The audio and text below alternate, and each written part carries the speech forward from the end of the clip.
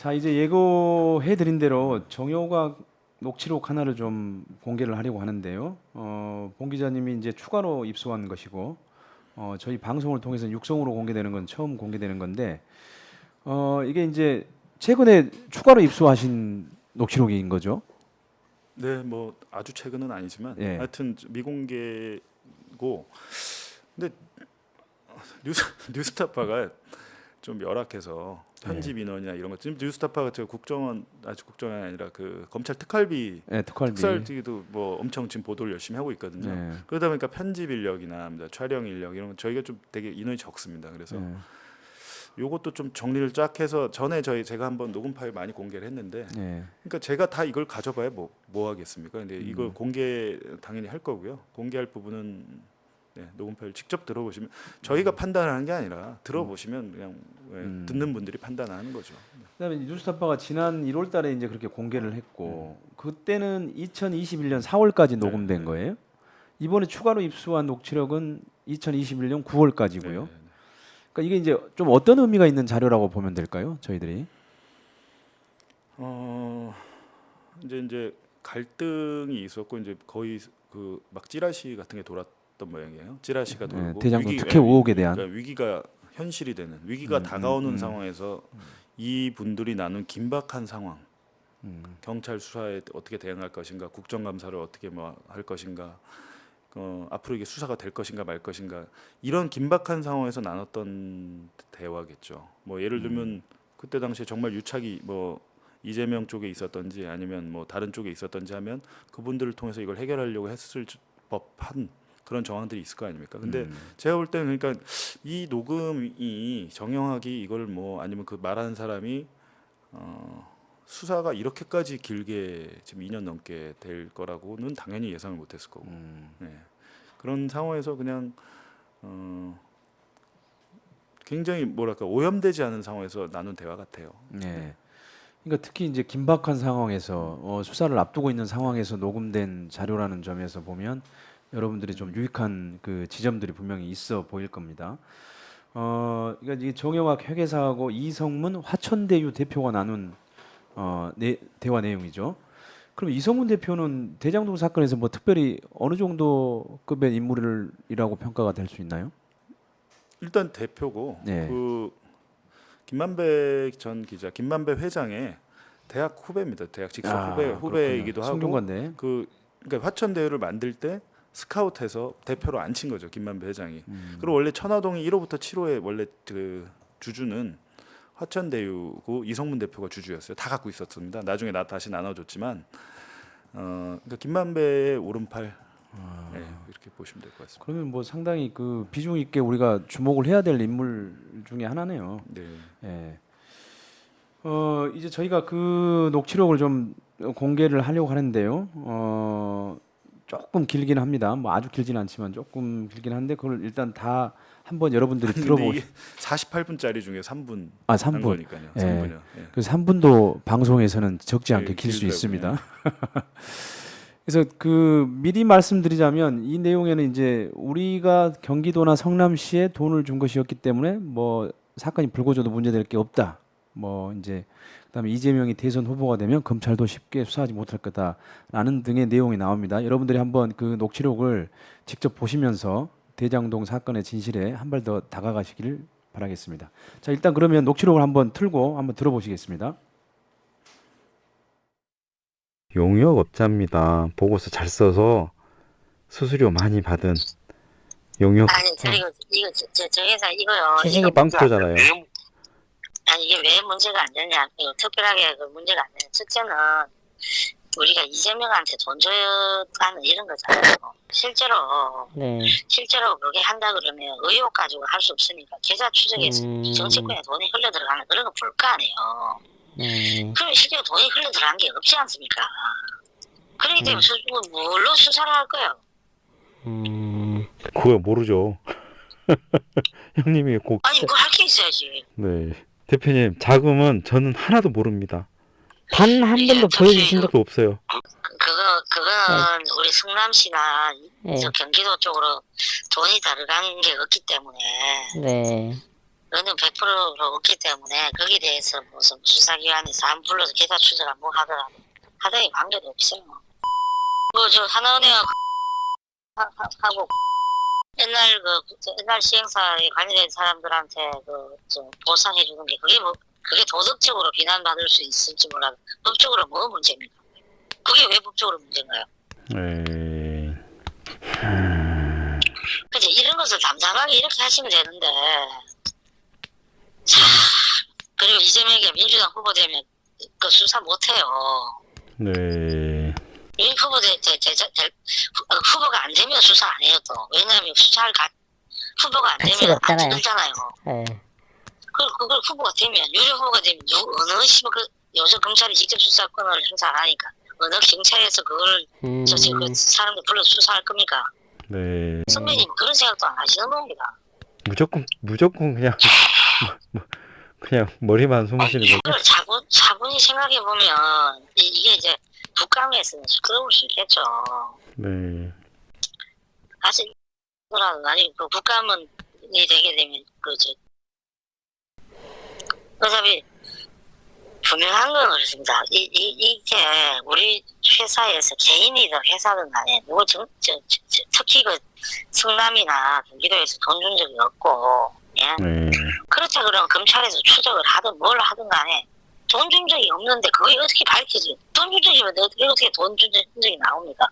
그러면 끝인 거지. 네. 나머지 부분에 대한 개인적으로 돈을 다른 데 썼던 그건 다른 문제잖아요. 저는 그 형님이 저한테 자금 이야기는 단 한 번도 안 하셨어요. 그러기 때문에 안 믿으셨나 봐요. 아니 그거는 뭐 내가 가장 잘 아는데 문제되게 돈 쓴 적이 거의 없어요. 이번에 좀 소명은 잘 되신 건가요? 용산 건은? 용산 뭐 소명하고 그게 어디 소명이 될 일입니까? 소명이요?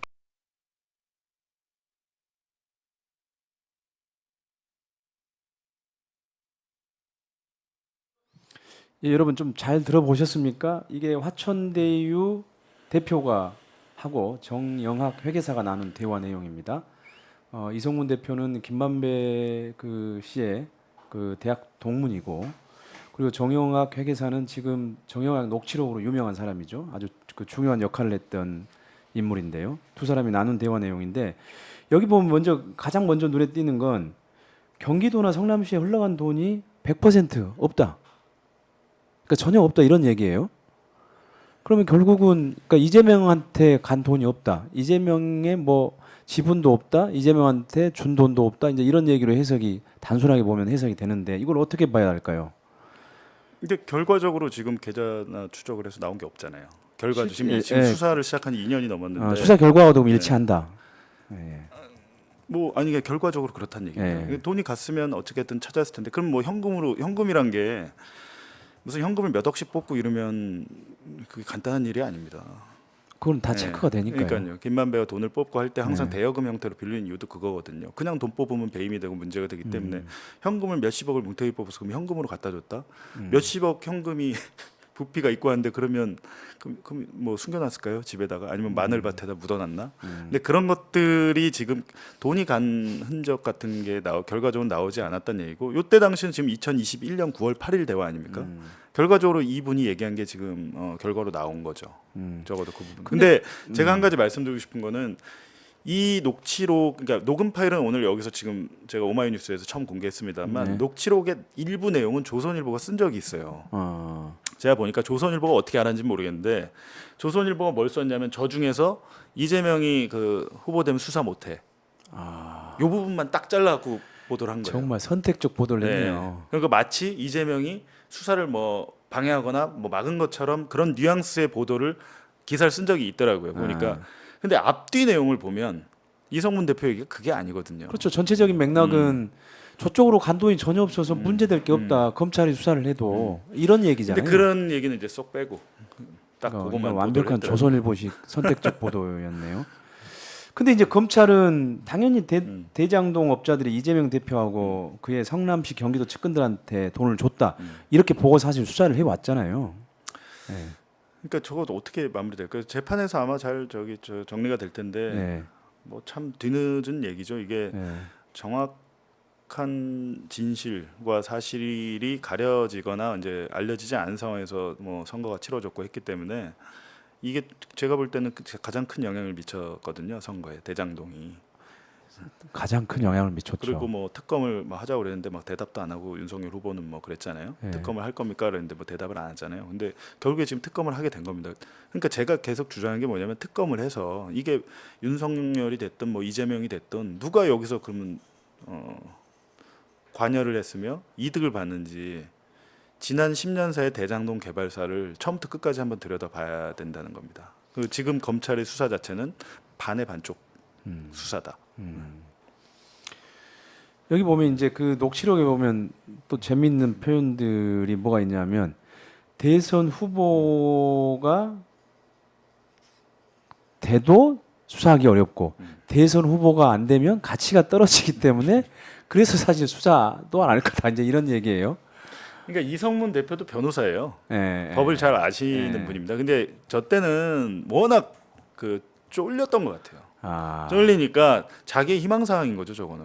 그렇죠. 근데 결국에는 저 때 이제 보수단체 어디서 고발을 하면서 수사가 시작됐잖아요. 고발하면서 수사 시작됐기 때문에 저건 틀렸죠. 수사는 아주 2년 동안 21년 9월부터 그렇죠. 대선 후보가 돼서 엄청나게 수사를 사실 당했으니까요. 2년 가까이 예. 한 거죠. 이분은 근데 지금 사건이 터지고 막 집에도 안 계시고 잠적하셨습니다. 이성훈 대표는 네. 잠적했어요? 이분 집에 안 계시고 저희가 한참 찾아갔어요. 못 찾겠더라고요. 수사 대상에는 안 올랐나요? 수사 대상은 이제 용산 경찰서 건이 있었는데 그 네. 건에 대해서는 이제 여기서 이제 맥락이 뭐냐면 선배님 하니까 김만배예요. 자기의 대학 선배잖아요. 아, 그렇군요. 선배님은 막 이런 것도 모르시나 봅니다. 이게 굉장히 답답한 거예요. 그때 김만배가 이런 모양이에요. 불러가지고 야 이거 뭐 이게 예를 들면 돈이 없어, 돈이 비어, 100억이 비어. 그러면 자기가 갖다 써놓고는 야 이거 왜 비냐? 네가 쓴 거 아니야? 이랬던 것 같아요. 그래서 야 이거 네가 소명해. 근데 이성문 대표 입장에서는 답답하잖아요. 내가 쓴 게 아닌데 뭐 이런 식의 약간 김만배 전 기자도 보통의 캐릭터가 아닌 것 같습니다. 보면. 아, 그렇죠. 예. 근데 아무튼 성남시하고 경기도에 준 돈은 없고 다만 이제 어떻게 나오냐에 따라서 개인적으로 돈을 다른 데 썼다 뭐 그런 정도가 이제 염려스러운 부분으로 여기서는 거론이 돼요. 그게 이제 소명이 안 된 자금이 한 100억 됐어요. 저 때. 예. 분명히 김만배가 돈을 가져오라고 해서 가져갔는데 김만배는 나중에 야 이거 누가 썼어? 소명이 안 된 자금 100억 이걸 어떻게 소명할 거냐라는 거. 용산 건은 잘 되십니까? 그게 바로 용산 경찰서의 그 작은 부분. 펑크난 100억을 잘 됐습니까? 이렇게 물어보는 거예요, 정영학이. 그러니까 제가 말씀드리는 게 지금 한 200억 정도, 최소 240억 정도는 김만배가 빼간 돈 중에 240억은 오리무중인 돈들이 있어요. 이 돈들이 어디 갔는지 봐야죠. 근데 그게 이제 200억이나 240억이나 그게 김만배 씨가 개인적으로 썼을까 아니면은 아니 개인적으로 돈을 어딘가에 뒀을까요? 아니면은 또 어딘가에 사업들을 위한 어떤 그 자금으로 썼을까요? 이런 게 이제 궁금해지긴 그러니까 하는데요. 그걸 수사를 해야 된다고 저희가 계속 얘기를 하는 거고 지금 뭐 언론에 나온 뭐 오피스텔에 숨겨놓은 현금 뭉치 뭐고 하고 그 380억 정도 다 찾았거든요. 숨겨놓은 건 찾았어요. 네. 그러면 숨겨놓지 않고 쓴 거를 좀 찾아봐야 될 거 아니에요. 네. 보니까 김만배는 명동의 환전상 가서 세탁도 하고 막 그랬더라고요. 이게 수사 기록이 다 있습니다. 환전상 세 곳에서 세탁을 했습니다. 자금을 막 수표로 뽑고 이런 것들은. 그러면 앞으로 좀 뭐 55 클럽뿐만이 아니고 대장동 사건과 관련돼서 검찰이 좀 어떤 부분에 좀 방점을 두면서 수사를 해야 된다고 보세요. 물론 수사를 적극적으로 안 할 것이라고 하는 뭐 전제를 좀 일단 빼고 그냥 정상적인 검찰이라면. 그러니까 박영수 전 특검 같은 경우는 제가 볼 때 50억 클럽의 일원이 아니고 이분은 그냥 거의 동업자 수준이다. 네, 이분은 같이 함께 지분을 나눈 의혹이 강하게 있는 분이다라는 거거든요. 그 부분은 아마 소명해야 될 겁니다. 그 검찰이 앞에 수사 방향 자체가 뭐 그렇게 안 하겠지만 특검이 됐던 뭐가 됐던 이 사건의 전모를 보려면 2011년부터 2021년 11년 동안 줄곧 등장하신 분이 박영수 전 특검이에요. 김만배와 박영수. 그리고 심지어 김만배는 박영수가 특검이 된 것도 자기가 도와줬다고 얘기를 하고 있거든요.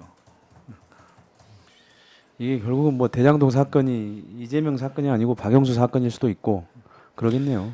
그러니까 그 부분에 대해서 검찰이 수사해서 그건 재판에 갔기 때문에 재판에서 가리면 되는 거고 네. 아직 제대로 수사하지 않은 거 2년 동안 그 수사 막 뭉개고 하다가 증거 다 없어지고 했잖아요. 지금 대장동 조우영 씨 자금책 조우영 씨 그리고 천화동인 6호의 실소유자라는 부분 저희가 밝히고 계속 보도를 쓰니까 이제 어쩔 수 없이 수사를 하는 것 같은데 너무 늦게 수사를 하다 보니까 증거가 없고 하니까 구속영장 기각됐지 않습니까? 근데 보면 그 현 정권에 유리한 것들은 앞서서 수사를 열심히 하던데 그렇지 않는 거는 또 이런 식으로 여론에 떠밀리거나 아니면 언론의 보도에 또 뒤쫓아가는 듯한 수사를 하는 거는 좀 그러니까 그건 이상하죠. 저희가 보도하니까 뭐 걸렸나? 뭐 이러면서 얘네 뭐 이런 것도 알고 있나? 뭐 이러면서 쓱 혐의를 추가하고 뭐 이런 것 같아요. 세상에 완벽하게 감출 수 있는 진실은 사실 없습니다. 검찰도 뭐 그 수사를 하면서 그런 것들 잘 알 텐데요. 아무튼 그런 것들을 좀 유의를 해서 좀 제대로 정상적인 검찰의 수사를 저희가 기대를 좀 해보겠습니다. 오늘 아침 페북에 들어가니까 2년 전 제가 공유한 페북 글이 있었습니다. 한상진 뉴스타파 기자가 올린 건데 뉴스타파에서 지난 대선 때 냈던 검찰 개혁과 윤석열이라고 하는 책에 관한 내용이었어요. 뉴스타파의 한상진, 시민보 최윤원 기자 그리고 월간 신동아에서 오랫동안 검찰 취재를 했던 조성식 기자가 이제 함께 쓴 책인데요. 당시 저도 이제 윤석열 후보하고 가족검증에 전력을 하고 있어서 저도 굉장히 흥미롭고 진지하게 완독을 했던 기억이 납니다. 그런데 이 책이 그 내용의 중요만큼이나 많이 팔리지 않았어요. 홍보도 제대로 못했고요.